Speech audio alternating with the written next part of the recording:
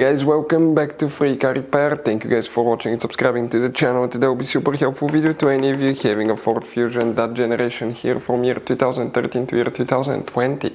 If you have one of those, if you need to find where the fuse for the rear power outlet socket is located, where you can find it, where you can buy cheap parts and tools, that way you do not waste money and time, why it's always a good idea to test fuses and relays, all that guys will be covered absolutely free for your convenience. Make sure you stay until the end.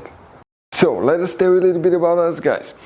When we get a car here at the garage, we try to make at least 200 free repair videos absolutely to you guys. We make a video about every single fuse, every single relay. Let's say you're in the middle of nowhere, your car doesn't start, you can easily identify what causes that. You can search for engine starter fuse, fuel pump fuse. Let's say that's a problem, you replace it, you're back in the road. It takes less than 2 minutes to watch the video guys. So that will be guys our mission, to make your life easier and to solve your problem. Now in addition guys, we have other channels as well. We make 300 free repair videos on every car we get at the garage, take them completely apart. We do engine work, transmission, body work, engine codes, fuses, anything like that. Now, why we do that? To save you money guys. So on this Ford Fusion there are different years, okay, through the different models through the years from 2013 all the way to 2020. There will be some minor differences about the fuses, so if you notice that we mention up to 2-3 different fuses for the same thing, it could be because it could be a different fuse for a different year, but we're trying to help all of you with that generation Ford Fusion. So let's start on it now. So where you can expect to find the fuse for the rear power outlet socket, we will demonstrate on that generation Ford Fusion here.